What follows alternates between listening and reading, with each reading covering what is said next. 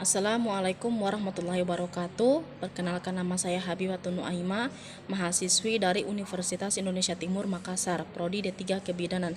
Baiklah, di sini saya akan menjelaskan sedikit tentang pandangan agama tentang kehamilan. Kehamilan adalah suatu kondisi seorang wanita dan janin yang tumbuh di dalamnya.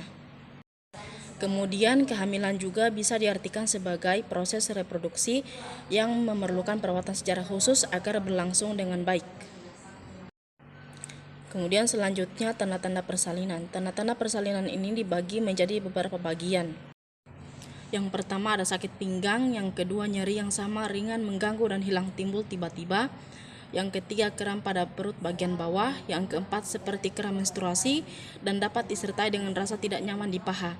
Yang kelima tinja yang lunak, yang keenam buang air beberapa kali dan beberapa jam, dapat disertai dengan kram perut dan gangguan pencernaan. Yang ketujuh desakan yang berbenah. Yang kedelapan lonjakan energi yang mendadak menyebabkan ibu hamil melakukan banyak aktivitas dan keinginan untuk menuntaskan persiapan bagi bayi.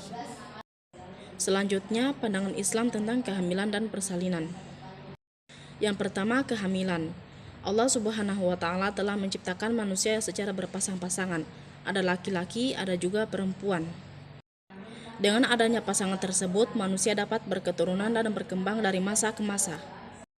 Allah Subhanahu wa Ta'ala pernah berfirman, yang artinya, Dialah yang telah menciptakan kamu dari jiwa yang satu, lalu menjadikan darinya pasangannya, lalu melahirkan dari keduanya banyak laki-laki dan perempuan. Quran Surah Ar-Rum ayat 30. Yang kedua, persalinan. Dalam rahim seorang ibu akan lahir generasi penerus yang akan menjaga kelestarian manusia dalam membangun peradaban. Mengingat persalinan dan masa nifas sangatlah penting, maka ketersediaan layanan berkualitas dan terjangkau bagi seluruh lapisan masyarakat merupakan kebutuhan mendasar yang harus dipenuhi. Kemudian, menurut survei Kesehatan dan Rumah Tangga 2001, penyebab langsung kematian ibu diantaranya 90% terjadi pada saat persalinan dan segera setelah persalinan, yaitu pendarahan 28%, eklamsia 24%, infeksi 11%, komplikasi puerperium 8%, partus macet 5%, abortus 5%, dan lain-lain. Oleh karena itu, pelayanan ibu dan perjuangan ibu dalam proses kehamilan dan persalinan sangatlah berharga.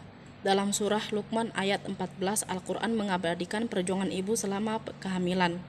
Ibunya telah mengandungnya dalam keadaan yang lemah dan bertambah-tambah.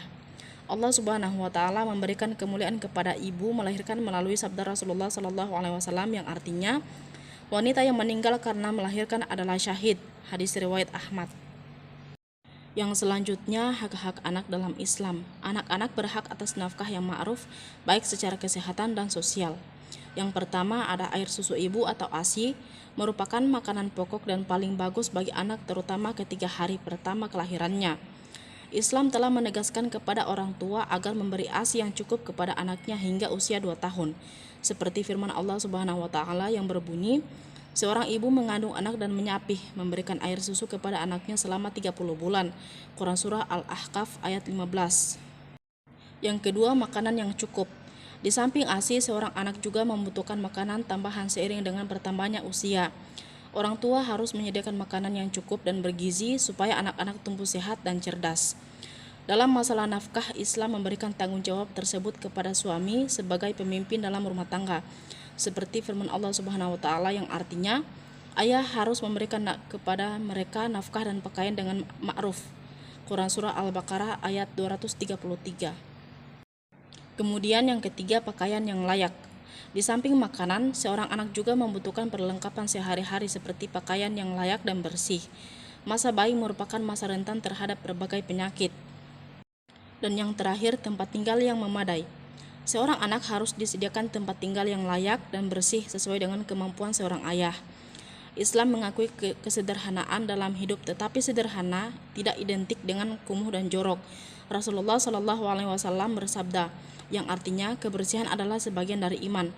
Kemudian Allah Subhanahu wa Ta'ala berfirman yang artinya, tempatkan mereka di tempat tinggal yang kamu tempati.